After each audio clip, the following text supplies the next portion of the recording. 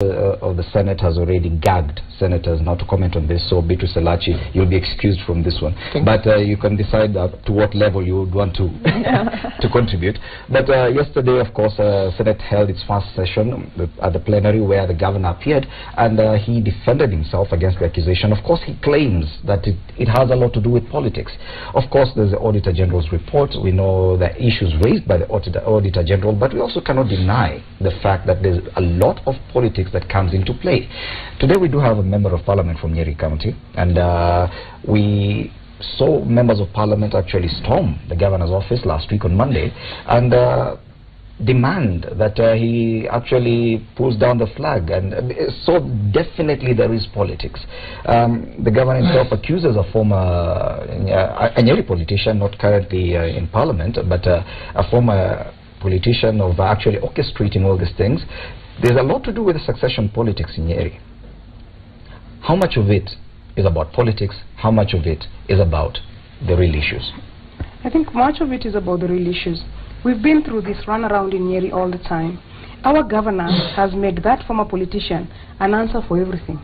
We have a 48-kilometer footpath in a county with farmers where you could have done 48 kilometers of Maram Road. You go and do a footpath, a kilometer wide, 3 kilometers in town, 48 million shillings. We have to question that cost, and the assembly questions that cost. When you do that, he says, wait a minute, this is the former MP. So how is the former MP coming in when you have spent 48 million? Nyeri is a former provincial headquarters, so with many, many offices that belong to government. Our governor and his government hire out a private building in town, renovate it for 29 million Kenya shillings, rent it out for 10 million Kenya shillings, doesn't even offset the amount of money spent on the renovations with the rent. And those questions have to be asked. So in Nyeri, we are very clear. It is not about politics. It is about the amount of money that we received, 5 billion. How much of it has gone to good use? In the records, we have a variance of 352 million. What the governor got in terms of development money, 1.1 billion, and 846 which he has shown projects. A lot of them questionable. A toilet at 2.53 million. Everybody wonders what kind of toilet this is. Many, many other questionable. 80% water tank complete. You go to the ground, there is nothing. Tanks or pipes for groups of people who are supposed to receive pipes, not a single pipe received, 100% complete, money paid. That is the question that we have. So that whole report that he has given, the implementation report, has a variance of 352 million. 352 million, the projects are not disclosed. In the recurrent expenditure, another 494 million is not disclosed. When he accuses the assembly of the swimming pool is not in the budget. Even this budget that he has refused to sign, it is purely changes in his own office. He wanted another vehicle. Last year he acquired a Mercedes and a Prado. This year he wants another vehicle. People must ask, how many vehicles does one office need? He wants 23 million for travel. So the issues are real. And these were issues raised in the Auditor General's report? Yes, in the Auditor General's report, all those issues are raised. They are the issues raised in the grounds for impeachment. It is not about politics. It is simply about how has our governor spent the money that he was given for Nyeri County. We have acting officers. Everybody in finance is acting. Everybody in roads is acting. So by the time you come to this confusion on money, you can see a pattern. See finance acting, chief officer acting, a revenue officer acting, everybody acting, roads acting, ministers acting. I mean, please, Mr. Governor, you must answer this question. Well, the governor himself actually had his day to defend himself yesterday, and he claimed a lot of witch hunts. But he's not the first governor to be subjected to such a process. Yet we see it being handled differently by the Senate, that now he has to appear before the plenary and not a committee. You are an aspiring county member of parliament, and you are a sitting county member of parliament. Do you think this is the way the Senate should go, that probably all these governors whose actions have been questioned should be subjected to the entire Senate to defend themselves? Okay, first of all, what I'd like to say is I come from a party that's largely credited with the birth of devolution, and that's ODM. And I think if devolution is supposed to achieve what it is supposed to achieve, which is bettering the lives of the citizens right up to the grassroots, then there must be accountability. I do not want to go into the gory details of what is happening in Nyeri, but I think the first and foremost thing that we must hold on to is that whoever is charged with responsibility of looking after the people's money must be held accountable.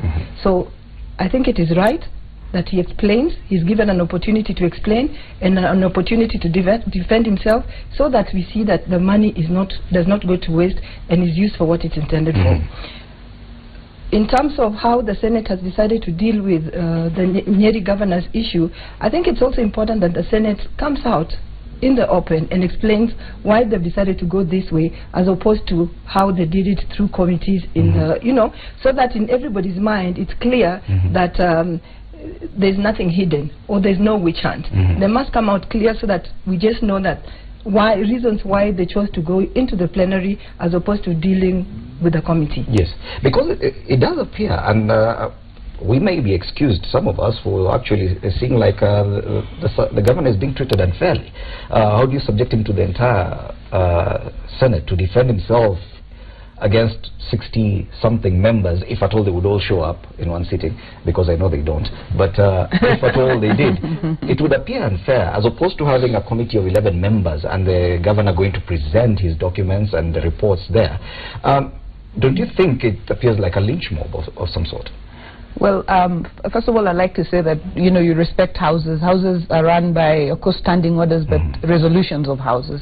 So when the Senate decides to pass a resolution, and I listened to some of the debate as to why they were going the direction they went. If Gachangua would be happy, in the sense that, really, I have many more years to listen to me, so that it's not just a few subjective people, saying, oh, let's do this, and then bringing a report, and then when that report is overturned by to overturn a report of a committee is not a joke. It's not easy. So from where I sit, if I were Governor Gachangua, I'd be happy that I have every senator listening to me, making their own decision as to whether I'm making sense or not. So I respect Senate, discretion to listen to this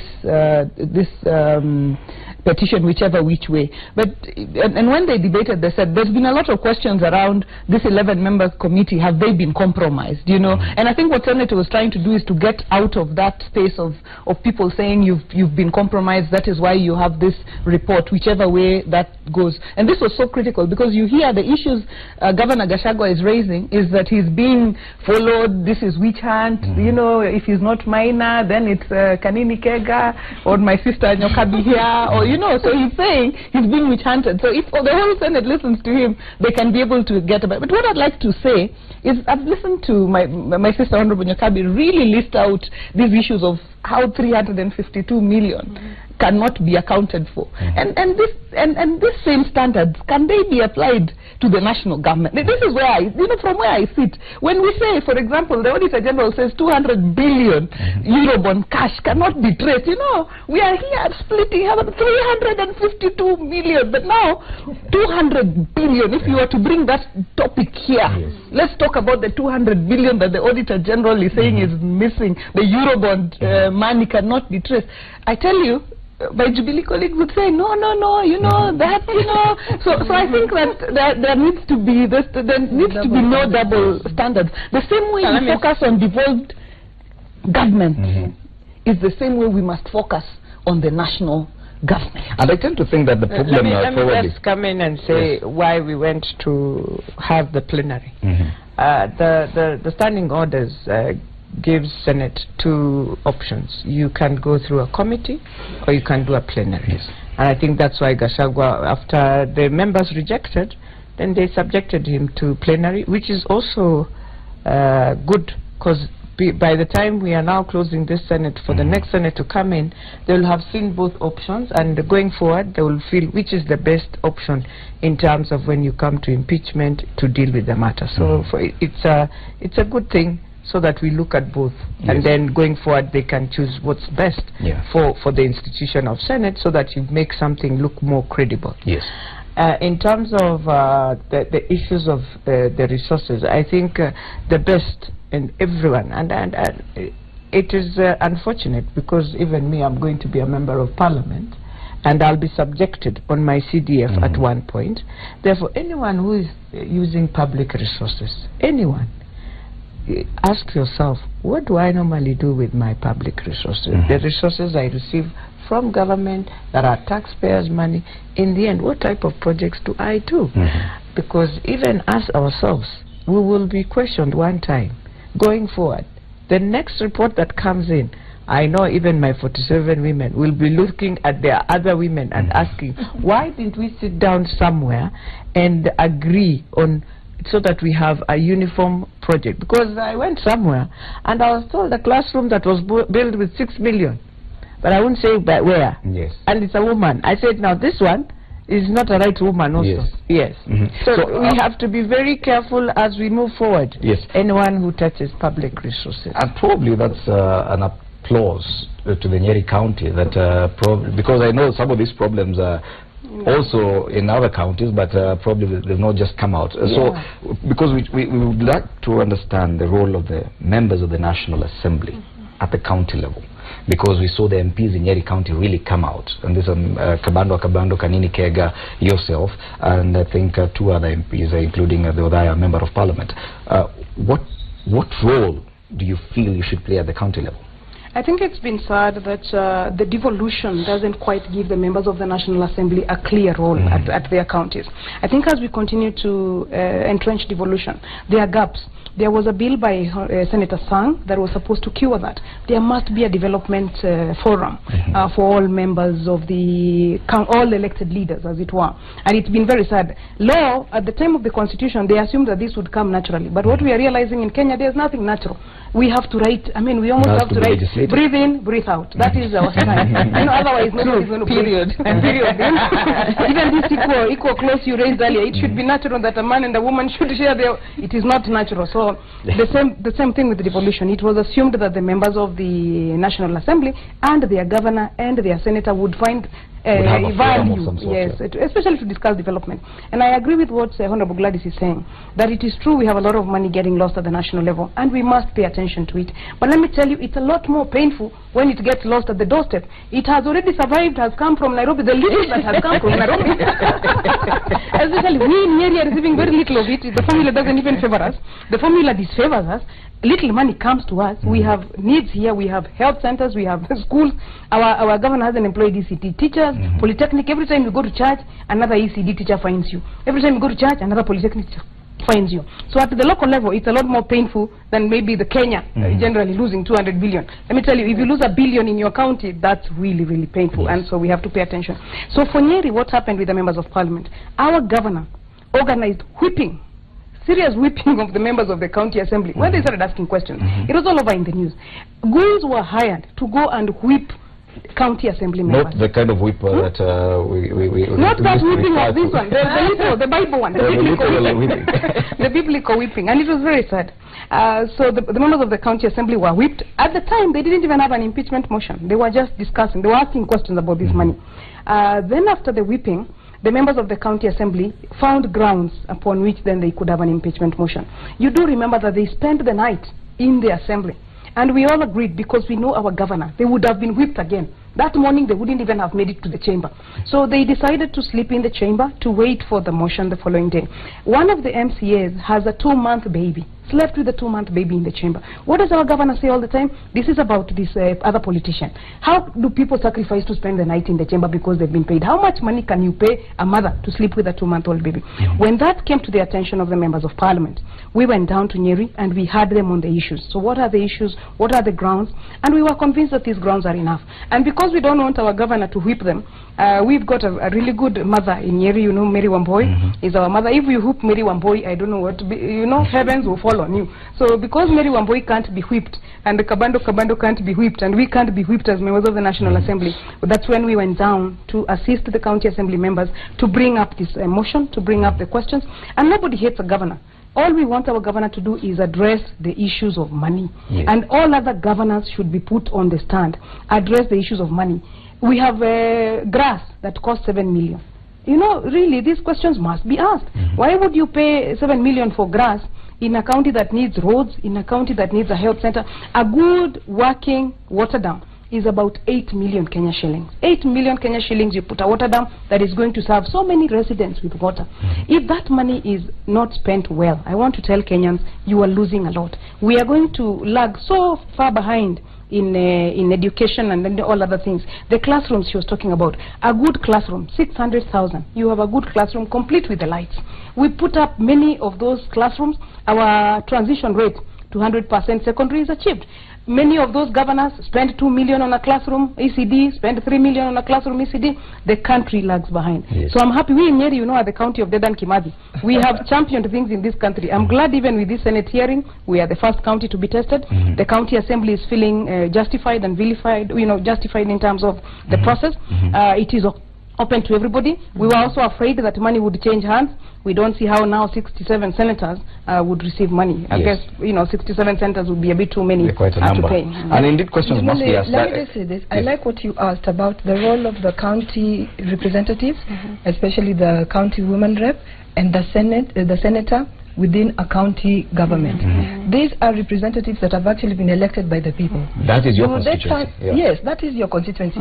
Do you turn a blind eye to what is happening in your county or in your constituency because your mandate is just to legislate in the National Assembly or in the Senate? The true representation is actually at the county level. And even if you're legislating up here, you must oversight and oversee that things are going well within that county. So I think it's important that whoever is elected as a county woman rep and the senator must play a role there, as much as not an executive role, but actually must play an oversight role within that county to ensure that the money that's come to that county is actually bettering the lives and serving the people of that county. Yes, I'm sure you agree. Yeah, I do agree. I do agree with what Rosa has said about us getting to know or get involved with what's happening within our counties, particularly if you're the county woman representative. You have to look at what the county is doing in terms of affirmative action groups, women, and so on and so forth, and how programs generally are.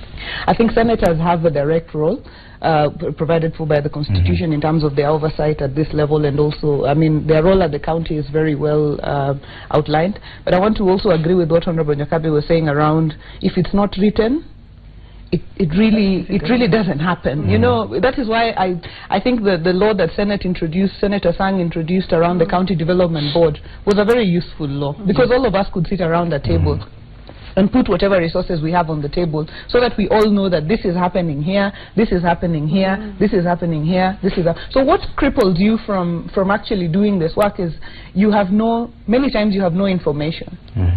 If somebody doesn't leak to you information, you don't have it. Even when you get it, it is so difficult to now tell, okay, now, is this a rumor? Is it the truth? Is it propaganda? Because there's a lot of propaganda as well. But now, when you find like the Auditor General's report, then of course you can speak to issues raised within the Auditor General's report if there are issues affecting your county. Of course, but in terms of force of law or anything you can do beyond just speaking to it and doing what, and I agree with what the members of parliament from Nyeri did. They went and buffered the MCAs when the MCAs put out the evidence and said this is what is happening, this is what is happening. They had backed it, and so members of the National Assembly said let's move on this together. I think that is responsible in terms of how our resources are spent. I think here is you could come in on this one, because it's a general question. We see the members of the National Assembly being very vocal about issues at the county level, but now this issue is before the Senate. How much of a contribution can the members of the National Assembly now make to the process in the Senate? Are they even allowed to meddle? Well, not really meddle, but they are allowed to come and listen. Just listen. You can only just listen, cause, and I mean, because when you now look at the law at that time, the role of the National Assembly is cut, and that's why, as she says, the Sang bill was very critical.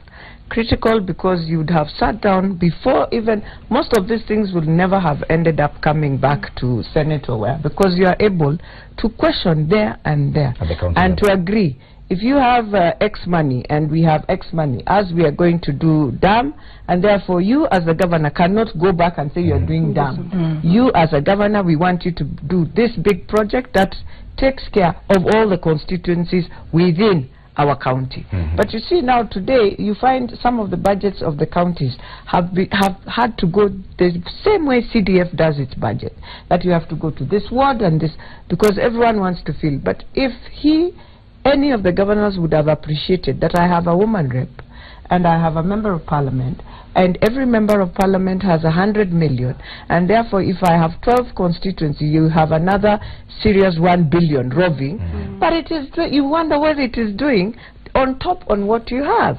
They refused. They said if you do that, there will be meddling, and the courts just decided to throw it out. But today we realize we need it. We need that law to assist the counties, so that when the members of parliament sit down, they also produce their proposed projects, and they tell the governor, you don't need to do this because this is where we are going to manage. You do for us this. Or in the end, if this continues like this, the way Nyokavi is saying, I'm telling you, the National Assembly at one point will come and say, if that is the point, then if I'm sending to 5 billion to Nyeri, for example, then tell us 400 million is for this constituency, and they will be sharing it equally, and the governor will find hell more than what he sees today. Going forward, some counties are just going to say no, and the members of parliament will refuse, because they will be wondering, if we are sending 10 billion, 11 billion to Turkana, it's like 2 billion per constituency. Forget even how much the MP or the woman rep now brings. Ask the governor, where is the 2 billion in my constituency?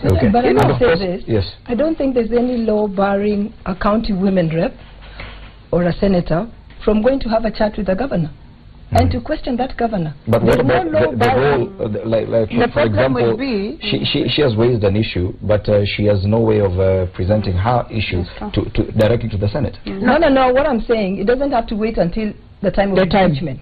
You know, I'd like somebody to tell me, this is what we've done, then we've done this, then we've done this, and it has come to naught. So now we are working hand in hand with the county assembly to ensure that the impeachment process goes on. You know, because I think it's so clear in my mind, if I was to become a county women rep, call it meddling, but I would make it my business to ensure that what goes on in that county is top of mind for me.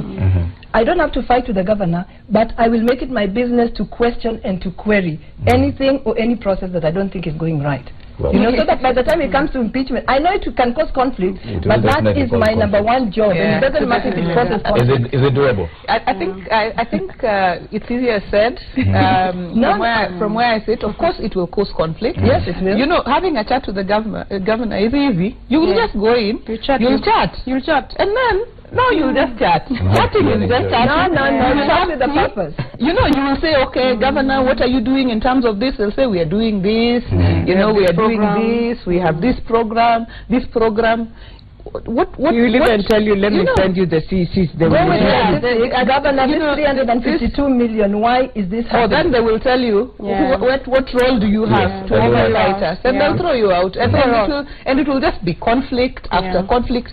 The solution to this issue is the law. It is this Sang bill. And I think we have to agree that the Sang law is very, very important. It is. I mean, it's easy. I mean, you can actually talk with somebody, but you'll just be at loggerheads, and if the law does not give you backing, then you just end up. Of course, you will, you know, you will speak for your people and so on and so forth. But the conflict at some point will not be worth it, because even members of county assembly will say, okay, let us handle this. This is within our legal docket. So the solution, the way I see this solution, and I understand the frustration of Rosa, because you are a leader, you are elected, you need to know. But then the frustration comes for you to sit around the table with someone in this dispensation where you have 6 people doing their own thing is just the law. Okay.